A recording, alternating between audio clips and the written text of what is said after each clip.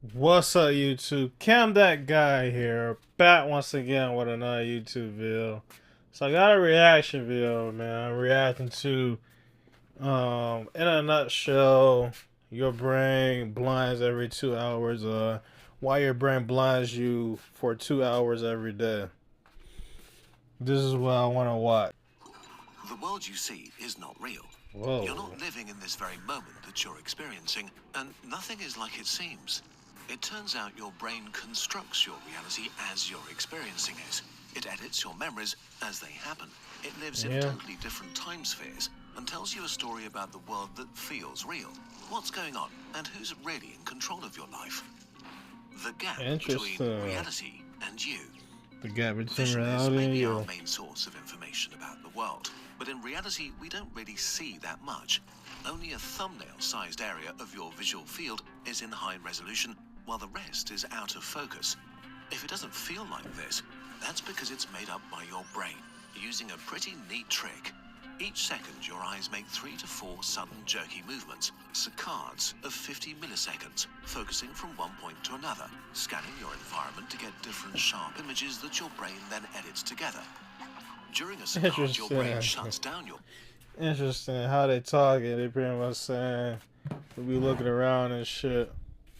And our brain edits, an image. So our brain edits an image as we look around and shit. Our brain edits, a visual. You know what I'm saying? That's pretty much what it says. Our brain edits shit as we look around. Our brain edits a picture that is good to our memory. Vision so you don't see a wild motion blur. This means that each day for around 2 hours, you're completely blind. If you could actually see what your eyes see, it would look something like this. Brrr. This time with its best guesses of what happened during the blackness. But it does way more. It turns out that you're not really experiencing time correctly. What's really happening when you're stirring milk He's into talking a about cup some of coffee? brrr, As the spoon hits the ceramic, light reflects off it and hits your eyes after 1.3 nanoseconds. The ceramic vibrates and creates a shockwave of air molecules that travels to your ear in 1.2 milliseconds. Heat is picked up by fibers in your fingers that send a signal to your brain in 50 milliseconds. 3 very different inputs, all processed in your brain at different times. You don't experience them separately, but as one smooth, simultaneous, and connected moment. Your brain takes a moment to process and then invents a reality, a present moment that's not real. Interesting. What you feel is now is in fact a selectively edited version of the past. You really only consciously experience the world 0.3 to 0.5 seconds after things happened. Except this is also not really true, because your brain is editing time and space way more than that, and it makes decisions. Learn about the brain. This is nice. You're living in the past. No. Future. No. A made-up future. Your present, what you experience right now, is kind of the future. Imagine for a second that you're a table tennis pro. In pro table tennis, balls whoosh around at 25 meters per second, which is pretty fast, so let's slow down time. Light passes from the ball to your eye in nanoseconds, is converted into electrical impulses that reach your brain to be processed after 100 milliseconds. Meanwhile, the ball travels 2.5 meters through the air, the length of the table. If your brain showed you the past, where the ball was 100 milliseconds ago, it would hit you before you could react. So, instead, your brain takes its location, speed, and direction, and calculates where the ball should be in the future by the time the information reaches you, and then it creates a fictional version of it. This is what you see in your fake present, a fake ball that's somewhere else. But you don't need to just see the ball, you want to smash it back hard. If you acted now and started swinging your arm, you'd miss by a mile. Things are just too fast. So before the ball even touches your opponent's bat, your brain starts predicting where it will likely be in space after they hit, based on the other player's posture and your table tennis experience. But as it can't be sure if it will be correct, it prepares multiple different responses. Maybe the ball will be here, or even here. To be ready for all of these scenarios, your brain sends pre-programmed orders to the muscles you need to jump left, right, or up, telling them to be ready for any of them at a moment's notice. For a short moment, multiple ghost versions of you exist, all equally real inside your brain. And then, as your opponent is about to lay into the swing, your brain decides on a single future that it thinks is most likely. All but one of the ghosts are deleted. You only ever experience the ghosts that won, never the potential ones. The order to the muscles to act out the winning movement is triggered even before the ball is hit back to you.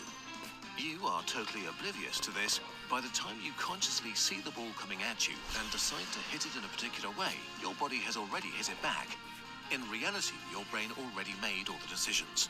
Your conscious experience is nothing more than an invented future, a prediction based on the information your brain received a fraction of a second ago. This is not just true for extreme sports like table tennis, but also for walking. Walking is time travel. After your game, you're walking back home, seemingly choosing your path and reacting to things. Meanwhile, your brain is operating in 3 different time spheres at once. Okay, interesting. I'm learning. I'm quiet right now because I'm learning. It calculates the current state of your body and it predicts your future, because walking is intense. Before the signal from your foot touching the ground has even reached the brain, it's already sent the order to your foot to make the next step, and it's already calculated the muscle patterns for the next 2. But what if something truly catastrophic happens? There's a banana peel, and you step on it and slip. How did it get here? Listen, don't worry about it. It turns out your brain is ready for this. So far, we spoke of your brain making decisions for you, but this is not really true. You don't have a central control room where the world comes together. In reality, different parts of your body are aware of different things at different times. Your spinal cord usually knows stuff before your brain. And even within your brain, different regions process the same event at different speeds and make independent decisions. As your foot catches the peel, the gyroscope inside your ears notices a sudden change of your position in space. It submits this information to your brainstem and spinal cord, the things must happen quickly section of your body.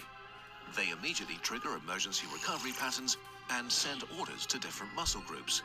Within 200 milliseconds, pre-programmed sequences activate to catch your fall. Your arms shoot out, your other leg stiffens to support your weight, your core muscles contract to stabilize you. 100 milliseconds later, when you become aware that you're tripping, your body is already recovering. You are only just now catching up. Okay, so we've learned that your brain is constantly predicting reality around you, makes decisions about the best way to act, and then shows you an edited version, which totally makes sense. Would you really want to be in charge of all that? Yeah. But your brain is not just predicting the external world. Right now, it's predicting a way more complex thing, you. Are you just a prediction of your brain? Why do you feel about the world the way you do?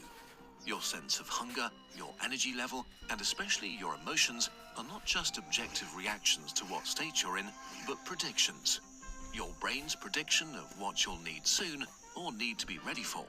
You're probably used to getting food or going to bed roughly around the same time, and as the time approaches, your brain releases hormones to prepare you. I'm used to eating around 12 and 1, like, you get every hungry day. or tired because your brain assumes this is the time when this is needed. This is the most striking thing about your emotions. They aren't just reactions to the outside world, they're predictions. When you go to a party, your brain isn't waiting to see how you feel once you get there based on how the party actually is. It analyzes your experiences of past parties and who it expects to be there. Maybe close friends you feel safe around. Maybe people you don't know who are a less socially secure bet. Maybe your brain remembers a party where you felt anxious and that experience stuck. This can be pretty annoying. If your brain predicts anxiousness, it adjusts your heart rate, hormone levels, and muscle tensions before you even enter the room. It prepares your body for anxiety, making you actually feel anxious, which then confirms the brain's prediction and gets saved for future reference.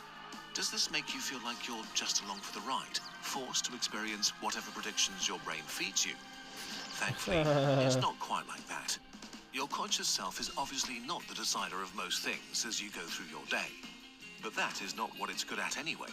Your brain and all of these different organ systems decide a lot of things, but they're more like butlers taking care of all the busy work. I said butlers. You may not be in the driver's seat, but you are the passenger that decides where to go. What your conscious self is good at is long-term planning and abstract thinking. It's a storyteller that tells the story of your life to your brain and to yourself, wherever the edges of these overlapping entities melt into each other. You are able to see the big picture that your internal prediction machine could never begin to grasp. You are the part of you that can edit and write new predictions into the system. Sometimes you and your brain disagree on what's correct, but in the end, you are the person in power who tells the story about who you are in this world. The story so convincing that you experience it as undeniable reality. And as a happy accident, your conscious self is fascinated by internet videos, and thinking deeply about Pokemon types. Some Pokemon characters. What if you could train your brain to be more than just a regular butler, transforming it into a lean, mean, problem-solving machine with supercharged critical thinking skills and next-level intuition to help make your reality even more interesting and fun? Thanks to our friends at Brilliant, you can. Alright, that's the end of this video. I hope y'all enjoyed this video, you know what I'm saying? If you did, like, comment, subscribe, and I'll catch you in the next one.